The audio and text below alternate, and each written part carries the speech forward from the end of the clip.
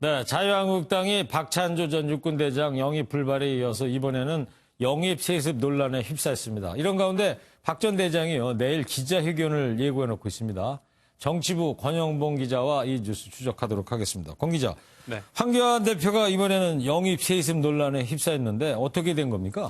네, 지난달 31일이었죠. 황교안 자유한국당 대표가 내년 총선에 대비해 영입한 인사 명단을 처음 공개했는데요. 그랬죠. 총 8명의 인사 가운데 청년 분야로 백경훈 청년이 여는 미래 대표와 장수영 정원 SY 대표가 발탁됐습니다. 백 대표는 조국 집회 당시 변상욱 앵커와 숫골 논쟁을 벌여 화제가 됐던 인물이죠. 네, 황교안 대표의 소개를 직접 한번 들어보겠습니다. 네. 백경훈 대표가 자리를 함께하는 게 또 아주 굉장히 중요하다고 생각합니다. 여러분들은 아마 자유한국당의 청년이 부족하다 이런 생각을 하시는 것 같은데 옛날 얘기하지 마십시오. 그렇죠? 네, 그런데 백 대표가 20대 총선에서 청년 인재로 영입된 신보라 자유한국당 의원실 비서의 남편인 것으로 알려진 겁니다. 예. 이를 두고 청년 대표까지 세습하느냐는 비판이 쏟아지고 있습니다. 네. 자, 백경훈 청년 대표, 특권과 반칙이 있어서는 안 된다. 그런 주장을 했던 인물인데요. 그렇다면 이에 대해서 자유한국당에서는 지금 어떤 입장을 내놓고 있어요? 네, 논란이 불거지자 당사자인 신 의원은 자신의 SNS에 입장글을 올리고 즉각 해명에 나섰습니다. 신 의원은 당 최고위원으로서 영입인재 선정 과정에서 어떠한 관여도 하지 않았다고 선을 그은 건데요. 예. 숫골 논란까지 자신이 만든 것은 아니라면서 전북대 출신이 청년 대표를 또 맡으면 안 되느냐고 강하게 반발했습니다. 그러면서 같은 단체에서 활동한 것이 문제라면 역대 국회에서 민변, 참여연대 출신 인사들은 금배지를 세습한 분들이냐고 반문했습니다. 네.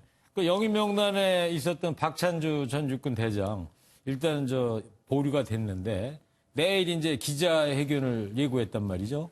네, 맞습니다. 이 박 전 대장은 내일 기자회견에 앞서 간단한 입장문을 언론에 보냈는데요. 예. 40년 군 생활의 마지막은 헌병대 지하 영창이었다며 문재인 정부 들어서 우리 군이 민병대 수준으로 전락했다고 강하게 비판했습니다.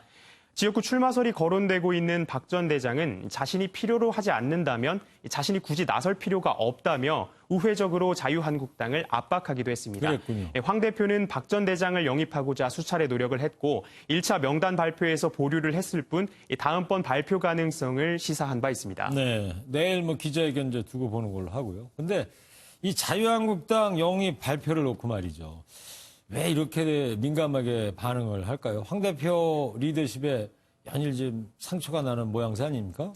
네, 그렇습니다. 이 현재 의석수를 보면 자유한국당은 영남권에서 강세를 보이지만 서울을 포함한 수도권에서는 약세를 면치 못하고 있습니다. 네. 황 대표가 어떤 인물을 내세우느냐에 따라 혁신 의지를 보여줄 수 있고 이에 따라 내년 총선의 판도가 달라지기 때문입니다.